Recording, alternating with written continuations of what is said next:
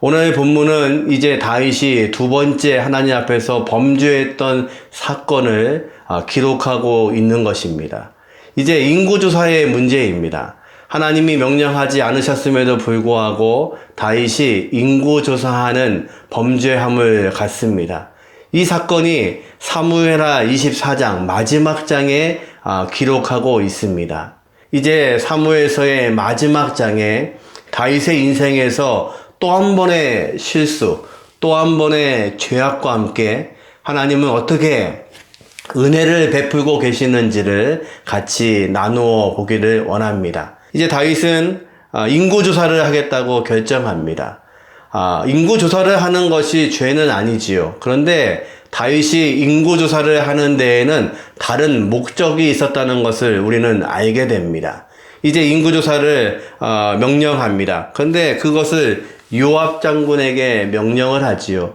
그런데 다윗이 그에게 인구조사를 명령하는데 요압이 이렇게 말합니다. 3절 말씀에 보니까 요압이 왕께 아뢰되 이 백성이 얼마든지 왕의 하나님 여호와께서 100배나 더하게 하사 내 주 왕의 눈으로 보게 하시기를 원하나이다. 그런데 내 주 왕은 어찌하여 이런 일을 기뻐하시니까 하되. 다시 말해서 요압은 이 인구조사를 반대하는 겁니다. 하나님께서 왕이 원하시면 100배도 더 크게 하실 수 있는 분이신데 왜 굳이 지금 인구조사를 하시냐는 겁니다. 지금 요압의 눈에도 다윗이 하고 있는 이 인구조사가 문제가 있어 보이는 것을 말하고 있는 겁니다. 그렇다면 요압이 하나님 앞에 온전히 서 있지 못한 이 장군 요압이 이런 생각을 할 때에는 모든 사람의 생각에 이 인구조사는 틀린 겁니다. 하나님 앞에서 올바르지 않고 하나님 앞에서 죄를 범하고 있는 행동입니다. 그런데 다윗이 이것을 알지 못합니다. 그리고 더 재촉해서 빨리 인구조사를 마치기를 설명하는 겁니다. 이제 요압이 어쩔 수 없이 왕의 명령에 따라서 인구조사를 합니다. 그 기간이 꽤 길었습니다. 그 기간이 본문 8절에 보니까 그 기간이 9개월 하고도 20일이나 걸렸습니다. 거의 10개월에 가까이 이 인구조사를 마치게 됩니다. 그리고 왕에게 보고합니다. 9절 말씀에 보니까 요압이 백성의 수를 왕께 보고하니 곧 이스라엘에서 칼을 빼는 담대한 자가 80만 명이요 유다 사람이 50만 명이었더라. 인구조사를 마쳤습니다. 그런데 거기에 중요한 문구가 있습니다. 칼을 빼는 담대한 사람의 숫자를 체크한 겁니다. 지금 다윗이 무엇을 하고 싶은 거냐면 이 나라가 얼마나 강한 나라인지, 이 나라에 얼마나 큰 용사들이 많은지, 전쟁을 하면 이웃나라와 내가 얼마나 싸울 수 있는 힘이 있는지를 알고 싶었던 겁니다. 다윗은 지금 자신의 힘을 자랑하고 싶습니다. 그리고 내가 동원할 수 있는 군대의 숫자가 얼마인가를 보고 싶은 겁니다. 사무엘서의 큰 주제의 흐름이 있다면 이 사무엘서에서 하나님이 하시는 모든 전쟁은 숫자에 관심이 없는 전쟁입니다. 하나님은 숫자에 관심이 있지 않습니다. 그리고 또 하나, 사람의 능력에 관심을 가지지 않으십니다. 다윗이 처음 골리앗과 싸울 때를 기억하십니까? 그가 말합니다. 저 할례받지 못한 사람이 어떻게 하나님의 군대를 모욕하냐고 이야기합니다. 그리고 그는 말합니다. 전쟁은 하나님께 속한 것이라고 그는 외치고 나아가서 그가 골리앗에게 말합니다. 너는 칼과 단창으로 나오지만 거의 3m가 가까이 되는 그 용맹스러운 골리앗 앞에 그는 말합니다. 이것은 크기의 전쟁이 아니고 양의 전쟁이 아니고 전쟁은 하나님께 속했다고 그는 고백합니다. 다윗의 고백이 맞습니다. 하나님의 시선은 이 사무엘서 전체에서 어떤 숫자로 전쟁하지 않으십니다. 사람의 능력으로 전쟁하지 않으십니다.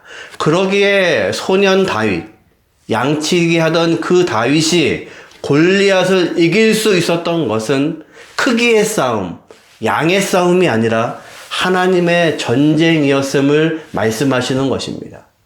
다윗은 그것을 통해서 골리앗을 승리하는 전쟁의 그 느낌을 통해서 하나님의 역사를 통해서 그는 이제 하나님께서 그에게 왜 왕이 되게 하시는지를 알았고 그때부터 시작된 광야의 인생을 통해서 하나님께 훈련받았던 사람입니다. 그런데 지금 다윗은 모든 것을 가지고 있는 그때에 그리고 나라가 부강하고 전쟁이 없었던 그 시기에 모두가 반대하고 있는 인구주사를 하고 있습니다.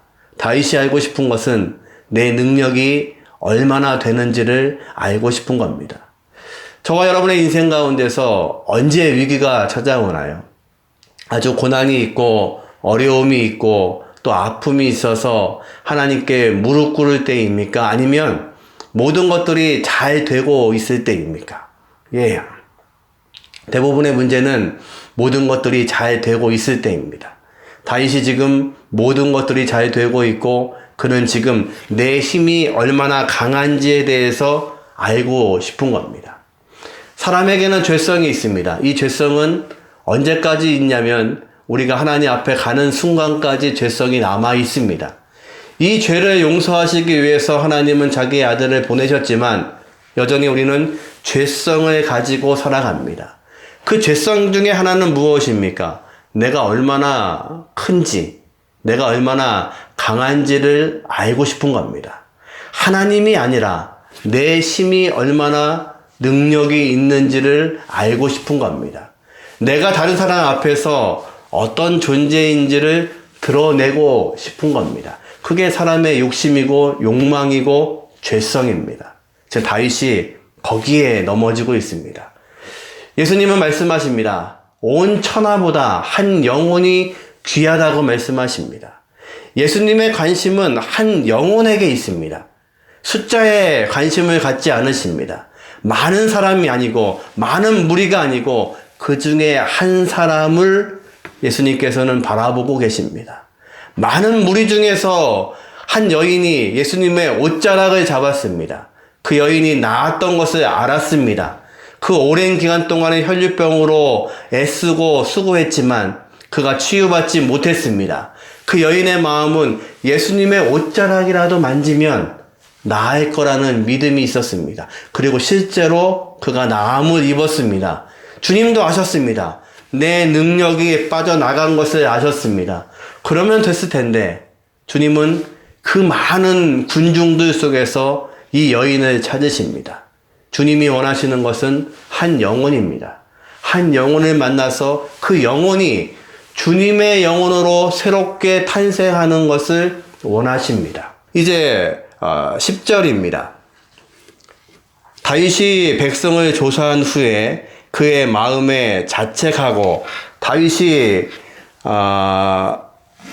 자책하여 다윗이 여호와께 아뢰되 내가 이 일을 행함으로 큰 죄를 범하였나이다.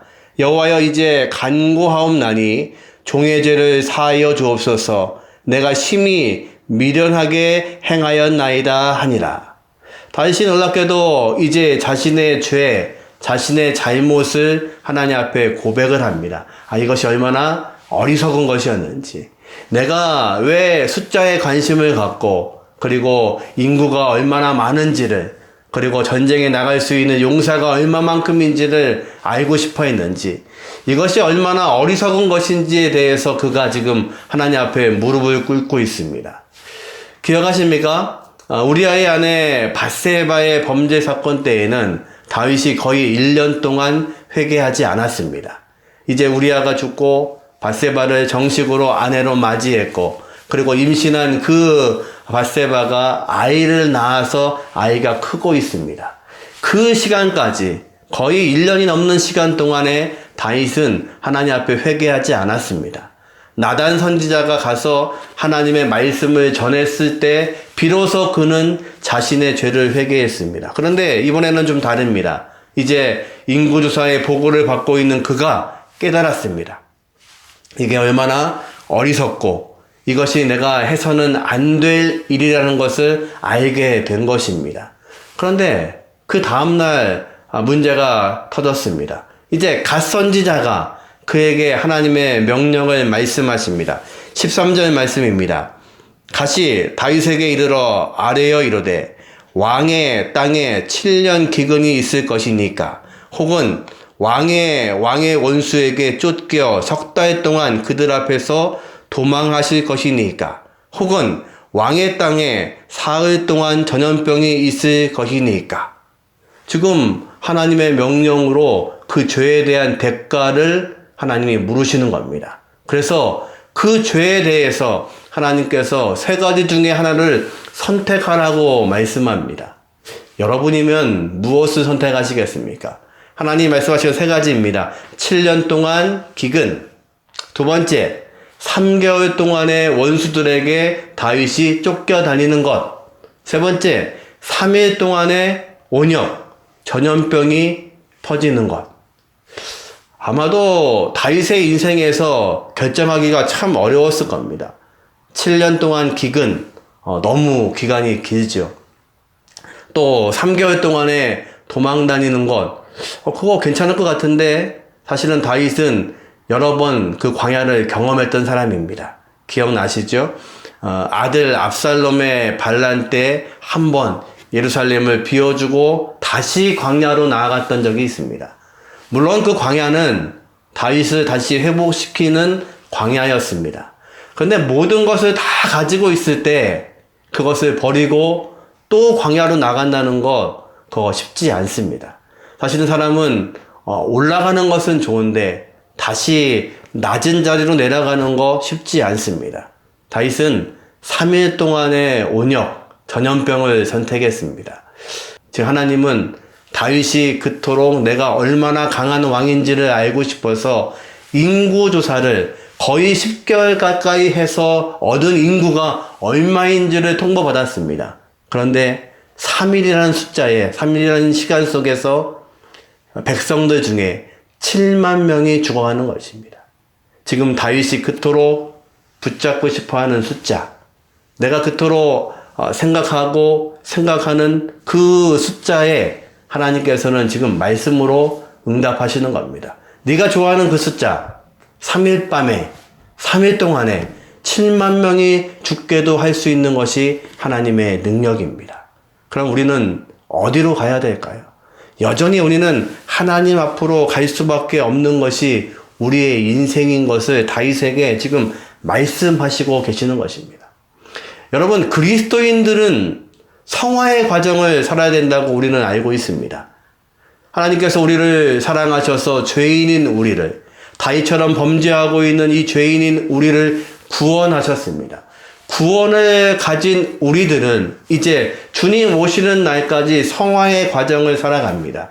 근데 가끔은 우리가 이 성화의 과정을 도덕적으로 완성되는 시간이라고 생각합니다. 그렇지 않습니다.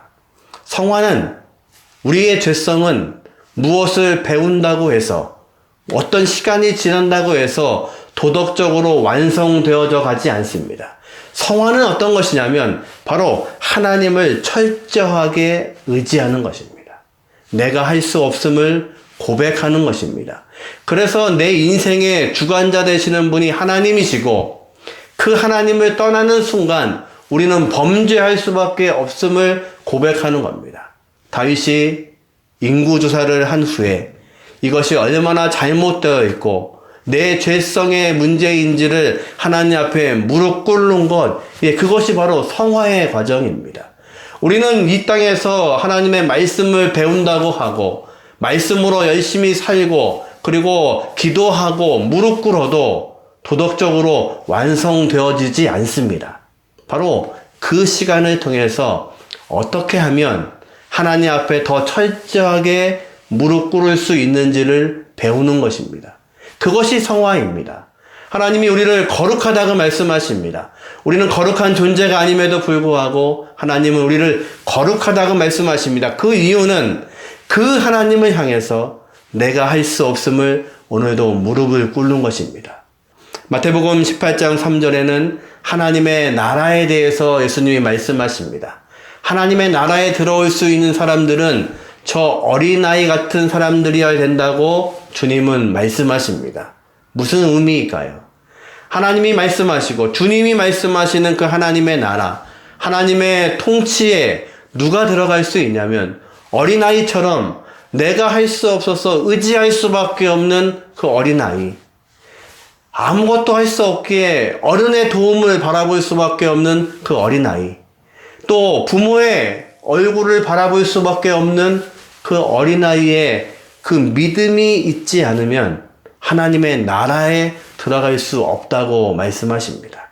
이 하나님의 나라, 주님이 선포하신 그 하나님의 나라가 이 땅에 임하는 것은 철저하게 하나님 앞에 무릎 꿇을 수 있는 사람, 철저하게 주님만 의지하고 하나님만 바라볼 수 있는 그 사람들에게 하나님은 역사하신다는 것을 믿으시기를 주님의 이름으로 축원합니다. 저와 여러분이 지금 그렇게 하나님을 의지하고 무릎 꿇으셔야 되는 시간입니다. 이제 다윗이 무릎을 꿇습니다. 17절에 그가 이렇게 외칩니다. 다윗이 백성을 치는 천사를 보고 곧 여호와께 아뢰어 이르되 나는 범죄하였고 악을 행하였거니와 이 양무리는 무엇을 행하였나이까? 청하건대 주의 손으로 나와 내 아버지의 집을 치소서 하니라. 다윗의 영성입니다. 그가 죄를 지은 것을 깨닫고 있습니다. 내 죄 때문에 지금 백성들이 죽어가고 있는 겁니다. 그것이 하나님의 마음입니다. 다윗에게 하나님이 원하셨던 마음은 바로 그것입니다. 이제 다윗이 백성들의 죽음 앞에서, 백성들의 그 고난 앞에서 이렇게 외칩니다. 이것은 내 죄 때문인데 하나님 벌하시려면 내와 내 가정과 내 집안을 벌하십시오. 내 백성들을 평안케 하여 주옵소서. 이것이 바로 영성입니다. 저와 여러분을 통해서 하나님이 원하시는 것은 무엇입니까? 우리를 통해서 하나님의 나라가 임해서 이 땅에 있는 이 많은 고통들을 하나님이 통치하기를 원하시는 겁니다. 하나님을 알지 못하는 세상의 많은 사람들에게 우리가 하나님의 나라가 되어서 그들에게 하나님의 나라를 선포하는 것입니다. 하나님이 통치하십니다. 하나님만 바라보십시오. 세상을 바라보지 마십시오. 그리고 세상은 숫자와 능력을 바라보지만 그것으로는 멸망할 수밖에 없습니다. 하나님을 바라보는 하나님의 나라에 여러분도 들어오십시오. 그것을 위해서 저와 여러분이 택함 받았고 저와 여러분을 하나님은 구원하신 것을 믿으시기를 주님의 이름으로 축원합니다. 이제 그 말에 갓선지자가 다윗에게 선포합니다. 18절입니다. 이날에 같이 다윗에게 이르되 그에게 아뢰되 올라가서 여부수 사람 아라우나의 타작마당에서 여호와를 위하여 제단을 쌓으소서 하매. 하나님의 음성이 들리십니다. 이제 이것을 마칠 수 있는 방법이 있는데 여부수 사람 아라우나의 타작마당에서 하나님께 번제를 드리라고 말씀하십니다. 다시 말해서 예배를 하라는 겁니다. 이제 하나님은 다윗의 예배를 받기를 원하십니다. 다윗이 다시 한번 무릎 꿇을 수 있도록 하나님이 계획을 하시는 것입니다. 자신의 죄성 앞에서, 자신의 죄의 문제 앞에서 하나님이 그를 부르고 계시는 것입니다. 이제 다윗이 그곳으로 올라갑니다. 그리고 번제를 준비합니다. 다윗이 올라오는 것을 보고 그곳에 있는 아라우나가 말합니다. 이곳에 준비되어 있는 모든 것들을 왕이시여 사용하십시오. 제 것은 다 왕의 것입니다. 왕이 환대를 받고 있습니다. 그럼 다윗이 어떻게 해야 되나요? 고맙다. 너의 충성심이 고맙다. 그리고 그것을 다 사용하면 되는데 다윗은 그렇게 하지 않습니다. 이곳에 있는 모든 것들을 내가 사겠다고 말합니다. 그리고 24절에 그가 말합니다. 왕이 아라우나에게 이르되 그렇지 아니하다. 내가 값을 주고 내게서 살이라. 값 없이는 내 하나님 여호와께 번제를 드리지 아니하리라 하고 다윗은 은 50세겔로 타작마당과 소를 사고. 다윗은 그것을 거저 취하지 않습니다. 왜 그럴까요? 죄의 문제를 가진 그가 이것을 희생을 해야 됩니다. 그가 죄의 문제를 가지고 있다면 그것을 가지고 대가를 지불해야 됩니다. 죄에 대해서 이제 거저일 수 없습니다. 그의 죄의 문제를 대가를 지불하고 이제 타작마당과 소와 모든 것들을 다윗이 사고 거기에서 하나님 앞에 예배를 드립니다. 번제를 드립니다. 저와 여러분 어떤 존재입니까? 다윗처럼 범죄함으로 죽을 수밖에 없는 존재였습니다. 하나님이 우리를 사랑하십니다. 그러나 그냥 사랑하실 수 없습니다. 그래서 대가를 지불하십니다. 자신의 아들을 내어주심으로 십자가에 죽게 하심으로 대가를 지불하셨습니다. 그 대가가 너무도 크기 때문에 우리에게 거저 허락하신 것입니다. 이것이 값어치가 없기 때문에 하나님이 우리를 그냥 구원하신 것이 아니라 우리가 대가를 지불할 수 없을 만큼 너무 큰 것이기 때문에 하나님은 우리에게 거저 주신 겁니다. 자신의 아들을 내어주시고 대가를 지불하셨습니다. 지금 다윗이 자신의 대가를, 죄의 대가를 지불하고 있습니다. 그리고 그 타작마당을 사고 번제물을 사고 모든 것들을 산 후에 하나님 앞에 번제로 예배드리고 하나님 앞에 나아갑니다. 그것으로 인해서 그 재앙이, 온역이 멈춰지게 됩니다. 다윗의 범죄함으로 그가 이제 타작마당에 무릎을 꿇습니다. 그 죄의 대가로 모든 소유를 사고 그리고 아리오나 이 오르난의 타작마당에서 무릎을 꿇습니다. 이제 하나님이 거기에 응답하십니다. 놀랍게도 이 자리는 천년 전에 하나님이 아브라함을 통해서 이삭을 번제로 바치라고 했던 바로 그 장소입니다. 아브라함은 이제 말씀에 의지하여서 100세에 얻은 그 아들을 번제로 드리려고 그곳에 묵습니다. 이삭이 말합니다. 아버지, 우리에게 땔감도 있고 불도 있는데 왜 재물은 없습니까? 하나님이 준비하실 거다. 여호와 이래 준비하시는 하나님이 계실 거라고 그는 믿습니다. 그리고 번제 단위에서 이삭을 죽이려고 할 때 하나님은 정말 준비하신 양을 그들에게 보여주십니다. 그곳이 바로 아브라함이 순종했던 곳입니다. 그곳에 다윗이 지금 무릎을 꿇습니다. 그리고 그 장소는 이제 아들 솔로몬이 하나님의 성전을 짓는 장소가 됩니다. 하나님의 은혜가 여기에 있습니다. 죄가 있는 곳, 그리고 그것을 용서하시는 장소에 하나님의 은혜가 임하고 있습니다. 저와 여러분의 그 자리에 우리가 무릎 꿇는 장소에 하나님의 놀라우신 은혜가 함께 하시기를 주님의 이름으로 축원합니다. 이제 하나님은 십자가의 은혜로 우리를 구속하십니다. 그리고 하나님의 사랑을 우리에게 보이셨습니다. 하나님은 자기의 아들을 십자가에 죽게 하심으로 자기의 사랑을 우리에게 확증하셨습니다. 그것이 은혜입니다. 저와 여러분은 여전히 죄 가운데서 넘어질 수밖에 없는 인생을 살고 있습니다.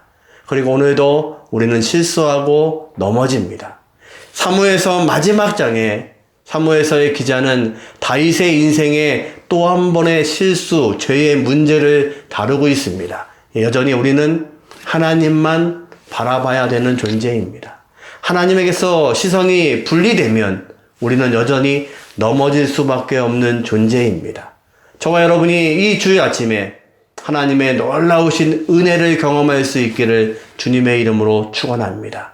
그 하나님을 바라볼 수 있는 은혜가 있기를 주님의 이름으로 축원합니다.